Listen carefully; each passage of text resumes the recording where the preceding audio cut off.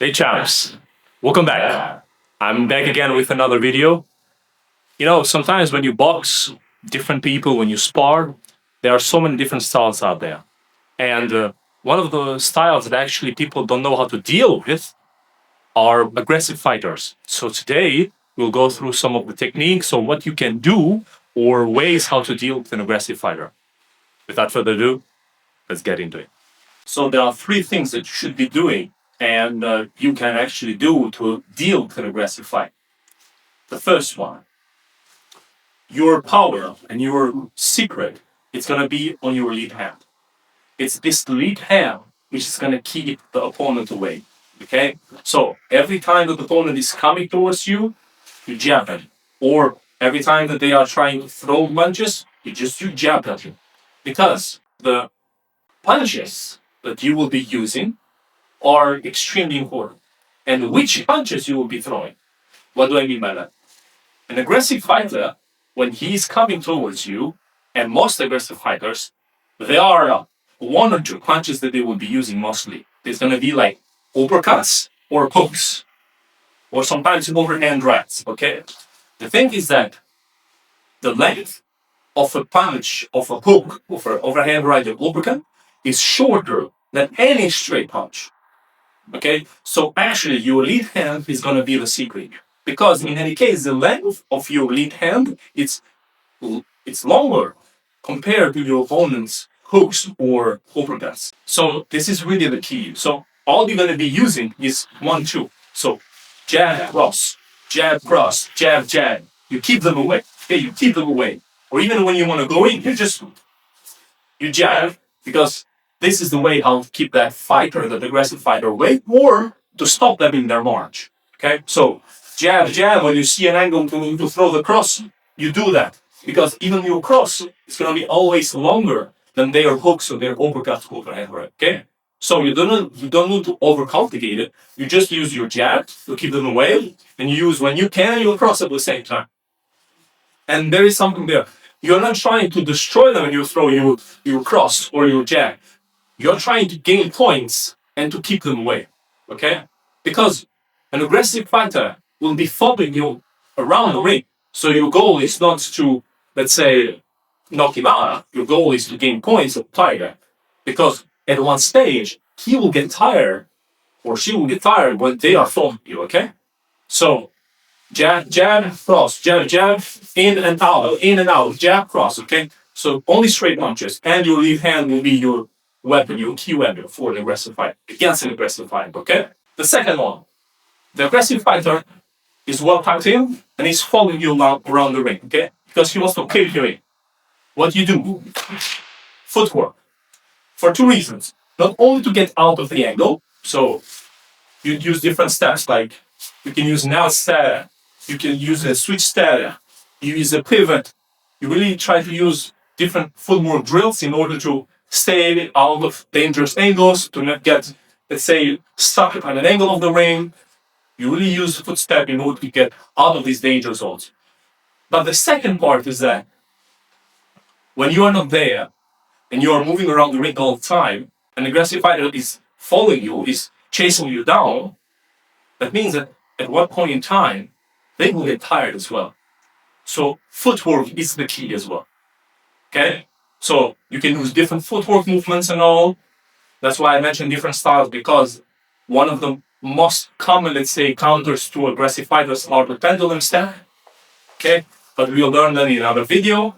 So, but really try to use different footwork, just like your pivot, your switch step, your out step. You really try to stay away to get out of angles, okay? To stay out of danger zones or angle of attack. And second, to tire your opponent. The third one is going to be more mental. To be honest with you, a lot of fighters, they may counter the aggressive fighters the first, the second, third round. But when we are going more into the deep waters, let's say, people start to get frustrated, okay? Because in the end, we are humans, so we have our own ego. And when actually somebody is chasing you down and being aggressive towards you, you kind of want to respond with the same coin, okay? That is actually an error that a lot of people do. And you should not fall prey to that. So keep your game plan. Do not change it. Keep using that jab, that cross. It's not a boring fight. You have to be a technical fighter against these aggressive fighters. If you play the same game as them, you're gonna lose. So what you do is that you keep your game plan from the start of the rounds until the last round. You do not change. You do not fall prey of their game because that's all they want. And the moment then you are in their area, in their zone, in their type of boxing, you automatically will lose because that's not your style of boxing. And that's even if it's not style of boxing, that is not a smart way to deal with aggressive fight. Okay, so really keep your game, okay? If you are using jab, cross, round one, round two, round three, you are switching two times jab, one time getting out, jab, cross, jab, like, then you're getting out of range. Keep doing that. And keep scoring those points. That's the key part. You are not trying to knock him down, as I said, and you're not trying to play his game. You're playing a game to counter, okay? So be there, be attentive, keep that distance. Do not fall prey of their game. Okay, so this is very very important. And I've seen so many sparrings and so many fights where an aggressive fighter gets his way just because the opponent falls prey of their game. Okay, so really keep your game plan and from start to finish. So to recap that for you guys, use that lead hand and your straight punches because your straight punches will always be longer than any uppercut, overhand, or any hook from your opponent. So really, your lead hand is controlling the fight, framing the opponent, keeping the distance, and then you're using that cross sometimes for some of more powerful shots, but you're using only straight punches. So this is the first, and your lead hand. The second one, footwork. So you are really going around the ring, you are changing angles, you are not being there. Because not being there, especially against an aggressive fighter, that means that they can't teach you. Okay, so not being there, using like your pivot, your out step, your switch step, like use different footwork drills in order to be out of range. Let's say you have an aggressive fighter that is coming towards me, and you throw your jab, and they come, you slip, and you move out of the angle, you're getting out in the end. They use jab cross again. They come here, out step. Okay? Here. Switch step, They come towards you, out step.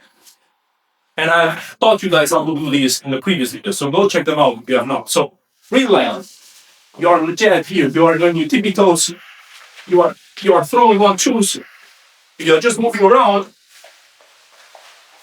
Okay? Lead hand. They come in, lead hand, out. Lead hand. You keep them away. You don't want to be in their game, okay? You are just keep them away. And straight punches, of course. So this was the first, and the second, using footwork, and the third one, mental. Mentality is key. So keep your game, and keep your game plan from the start to the end, and do not fall prey of their, say, fighting style. I know that the last couple of days I've not been posting a lot. Actually, I've been traveling a lot, so I'm gonna try to bring as much content as I can. Thank you for all your support, guys, and see you in the next video. Train along, champions. Let's go. Peace.